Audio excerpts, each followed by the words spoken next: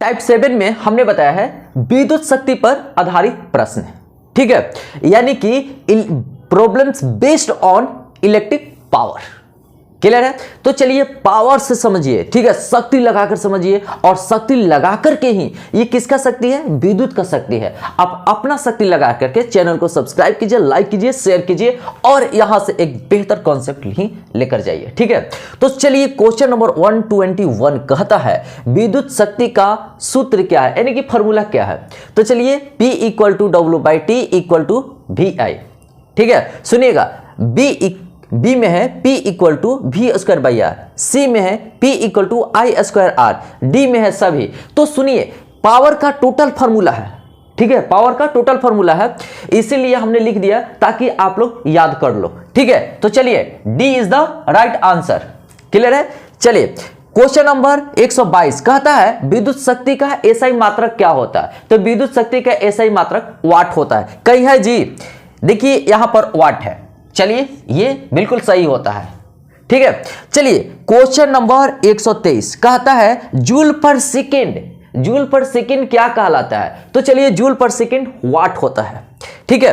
क्यों? क्योंकि देखिए पावर का फॉर्मूला है ना W/T, तो ये काम का ऐसा यूनिट क्या होता है? जूल, समय का सेकेंड, तो जूल पर सेकेंड, ठीक है।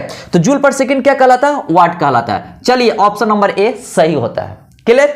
चलिए वोल्ट 124 में कहता है वोल्ट इंटू एम्पियर, यानी कि VA कहलाता है। क्या कहलाता है? तो सुनिएगा VA यानी कि देखिएगा, सुनिएगा पोटेंशियल है, विभव है, पोटेंशियल का ऐसा यूनिट क्या होता है? V वोल्ट, ठीक है। ये धारा है, धारा का ऐसा यूनिट एम्पियर होता है, तब VA, ठीक है। तो देखिए VA लिखा हुआ है, तो क्या कहलाएगा?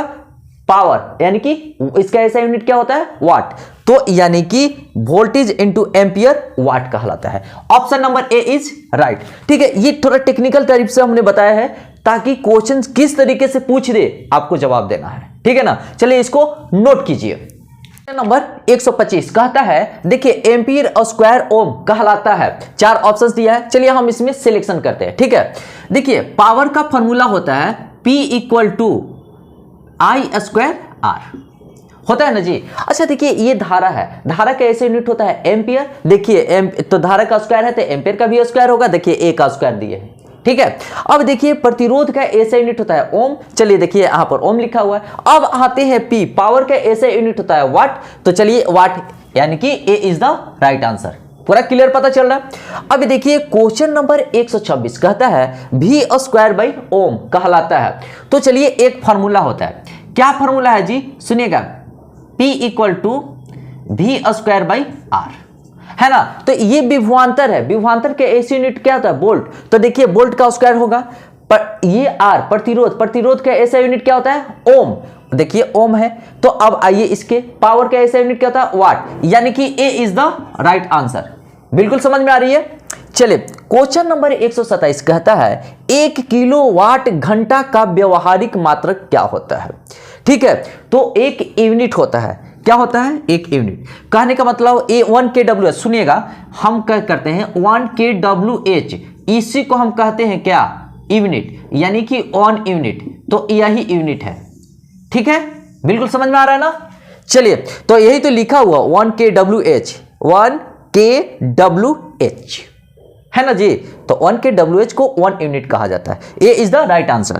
क्वेश्चन नंबर 128 कहता है 12 वोल्ट बैटरी से विद्युत लैंप जुड़ा हुआ है। चलिए कोई बात नहीं, जो 0.5 एम्पियर की धारा प्राप्त करता है तो लैंप की शक्ति निकालिए। सुनिएगा पावर क्या क्या दिया है, तो सुनिएगा पावर तो लिख देंगे, पावर इक्वल टू लिखेंगे, ठीक है। देखिए ये विभवांतर दिया है, तो यानी कि VI होता है ना एक फार्मूला जी।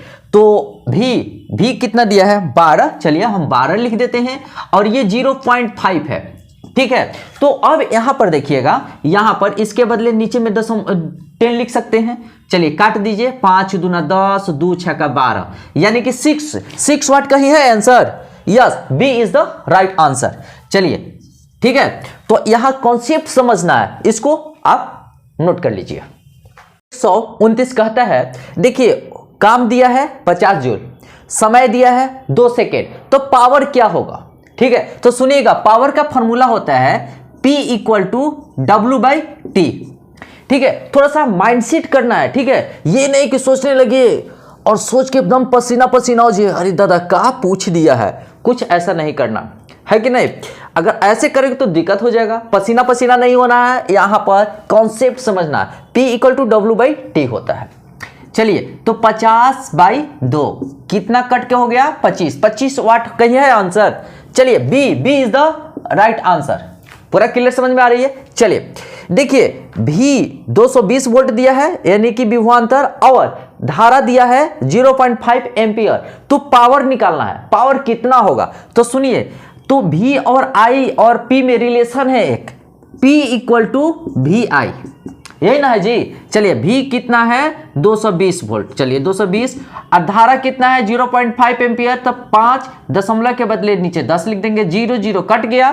ठीक है, 22 25 2 होता से 110 होता है, तो यानी कि C is the right answer. Clear है। चलिए, टेबल आना चाहिए, पहाड़ा आना चाहिए। ठीक है, कम से कम 30 तक पहाड़ा याद रखना होगा, तब जाकर ये मामला सलटेगा, है ना। चलिए, 131 I यानी कि धारा 5 एम्पियर है, प्रतिरोध 10 ओम है, और पावर निकालना है। तो कैसे निकलेगा, एक फॉर्मूला है हमारे पास, सुनिएगा। क्या फॉर्मूला है जी, तो I²R। क्लियर है। चलिए, तो I², I कितना है 5 का स्क्वायर करेंगे, R 10, चलिए 25 गुना 10 250, कहीं है जी 250। Yes, D is the right answer. चलिए, यानी कि 250 वाट होगा, है ना। चलिए, क्वेश्चन नंबर 132 कहता है, देखिए V 220 वोल्ट दिया गया है, और देखिए प्रतिरोध दिया है 484 ओम, तब पावर क्या होगा, ऑप्शंस दिया है। चलिए देखिए, V और R और P में रिलेशन है, तो क्या रिलेशन है जी, P इक्वल टू V²/R, यही है। चलिए, तो यानी कि हम क्या करते हैं, 200 का स्क्वायर कर देते हैं बाई R, कितना है 484, यानी कि देखिए 220 गुना 220, यही ना जी, 220 गुना 220। चलिए, यहां पर हमने दे दिया, यहां पर रखा है 484।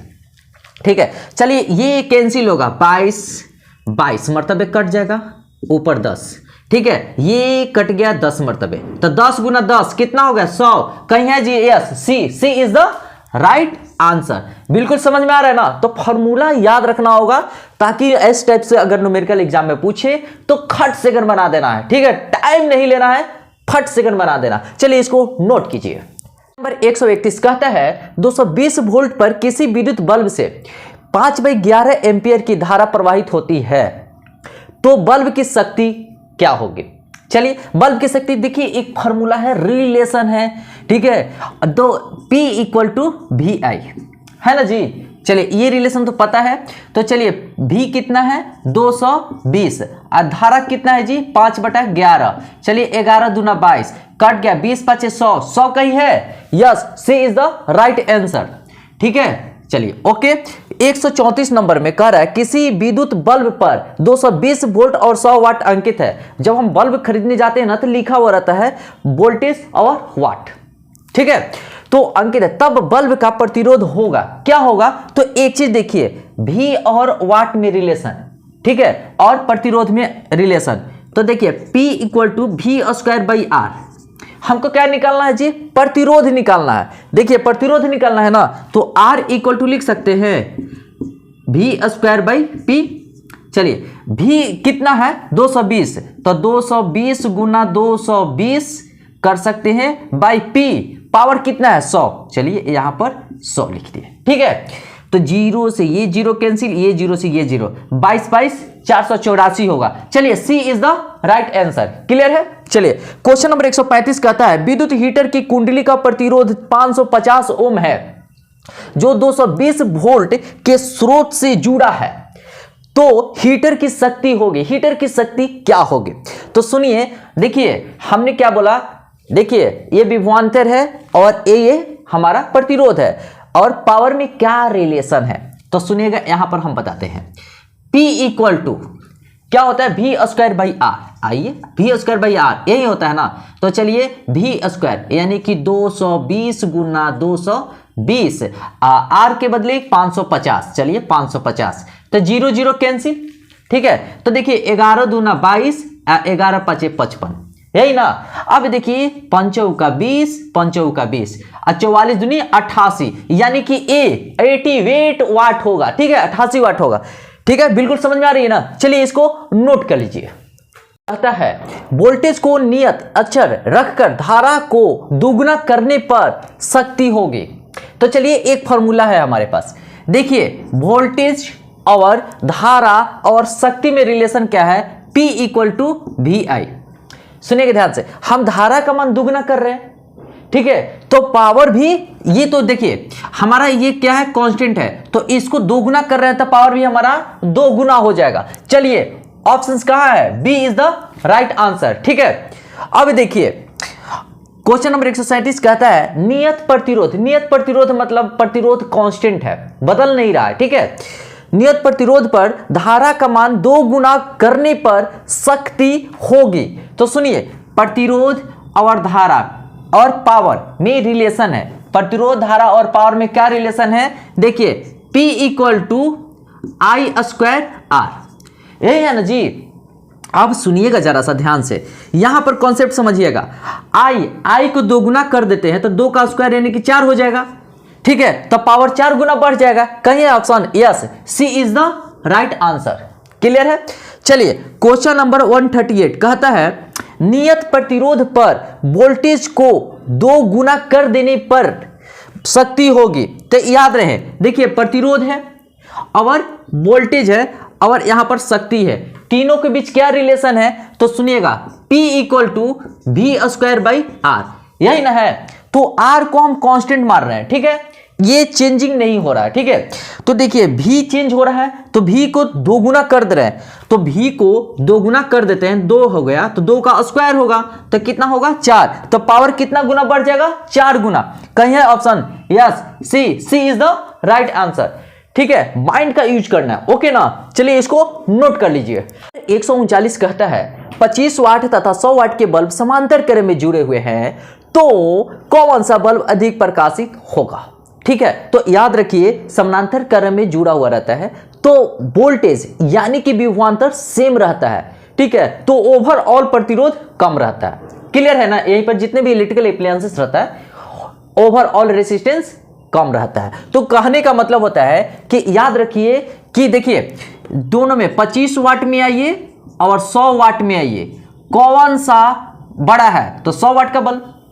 तो ये समांतर क्रम में जुड़ा हुआ है, सुनिएगा समांतर क्रम में जुड़ा हुआ है, लिखा हुआ है ना। तो याद रखें कि इसी का ये प्रकाश ज्यादा देगा, ये प्रकाश कम देगा, तो 100 वाट का बल्ब ज्यादा प्रकाश देगा, क्लियर है ना यहाँ पर। चलिए ये माइंड में कॉन्सेप्ट क्लियर कर रखिएगा, ठीक है। 140 नंबर क्वेश्चन कहता है यदि एक 60 वाट तथा 40 वाट का बल्ब श्रेणी क्रम में जोड़ दिया जाए तो कौन सा बल्ब अधिक प्रकाशित होगा। तो याद रखिए इसमें कुछ अपोजिट चलता है।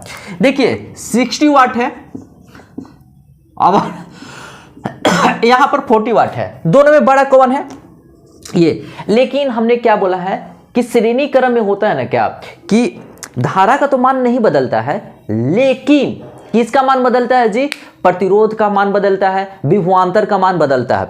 तो चलिए यहां पर उल्टा है, ठीक है, तो कौन प्रकाश देगा ज्यादा। देखिए यहां पर उल्टा थ्योरी है, श्रेणी क्रम में उल्टा हो जाता है तो प्रकाश ये ज्यादा देगा, है ना, कम वाट वाला प्रकाश ज्यादा देगा। तो कौन कम वाट वाला है, B is the right answer. बिल्कुल समझ में आ रहा है ना, यही माइंड में कॉन्सेप्ट क्लियर कर लीजिएगा कि समांतर क्रम में जोड़ते हैं तो जिसका ज्यादा पावर रहता है, ठीक है, वो उतना ही ज्यादा प्रकाश देगा, लेकिन श्रेणी क्रम में जुड़ने पर जिसका पावर ज्यादा रहता है वह कम प्रकाश देता है और जिसका कम पावर रहता है वो ज्यादा प्रकाश देता है, यही ना। चलिए इसको माइंड में कॉन्सेप्ट क्लियर रखिएगा, ठीक है। चलिए इसको नोट कर लीजिए।